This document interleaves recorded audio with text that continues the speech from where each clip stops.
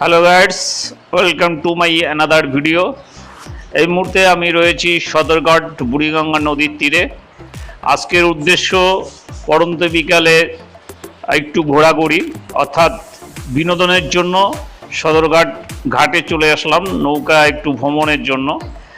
তো আমরা নৌকায় করে একটু এপার থেকে ওপার যাব, আবার ওপার থেকে এপার আসবো, এই জন্য একটি নৌকা নিলাম।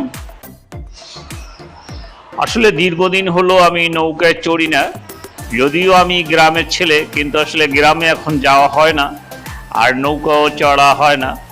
তো মন চাইছে যে একটু নৌকা ভ্রমণ করি, এবং সেই সাথে আমার ছেলে ছিল, আর সেও নৌকা অনেক পছন্দ করে ভ্রমণ করতে। তাই চিন্তা করলাম যে একটু নৌকায় উঠি এবং একটু এপার থেকে ওপার যাই এবং ওপার থেকে এপার আসি, যাতে করে একটু বিনোদন পাওয়া যায় এবং আপনাদের সাথেও সেই বিষয়গুলি শেয়ার করতে পারি। আসলে আর ঢাকার শহরে আমরা থাকতে থাকতে একটা আবদ্ধ জীবন হয়ে যায়, যে কারণে অনেক সময় মনের রিল্যাক্সের জন্য বা বিনোদনের জন্য একটু যদি ঢাকার বাহিরে আসা যায়, তাহলে কিন্তু আসলে অনেক ভালো লাগে এবং মনটাও অনেক ভালো হয়ে যায়। তো কারণ এই যে দৃশ্যগুলি দেখা যায়, এগুলি সচরাচর আমরা দেখতে পাই না। তাই এই ঘাটে এসে আসলে সত্যি খুব ভালো লাগলো। আপনারাও যদি সময় পান তাহলে চলে আসবেন এই সদরঘাটে, এসে কিছুটা সময় এই নৌকা ভ্রমণ করতে পারেন।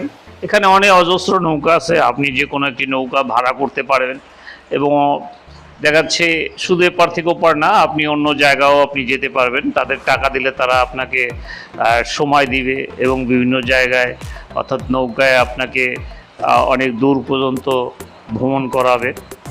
তো আসলে নৌকা জার্নি বা ভ্রমণ এটিও আসলেই অনেক মজাদার।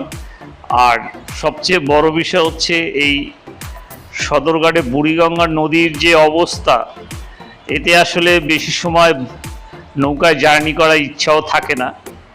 কারণ হচ্ছে ঢাকা শহরের যত ময়লা আবর্জনা সব এই বুড়িগঙ্গা নদীতে ফেলানো হয় এবং ঢাকা শহরের যে দূষিত পানি সব বুড়িগঙ্গা নদীতে নামে। আর এখানে যে বিচ্ছিরি গন্ধ, মনে হয় যে ঢাকা শহরে একটা ডাস্টবিন।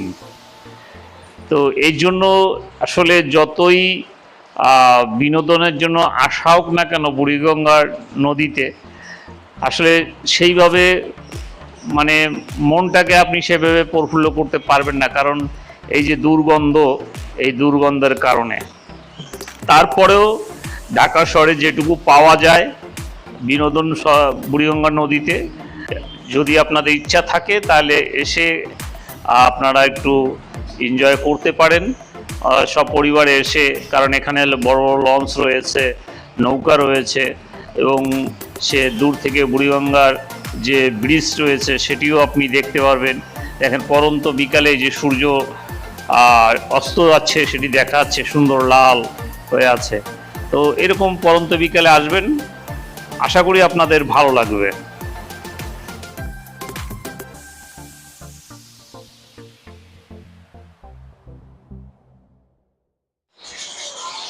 তো ভিডিওটি শেষ পর্যন্ত দেখার জন্য আপনাদেরকে অনেক অনেক ধন্যবাদ।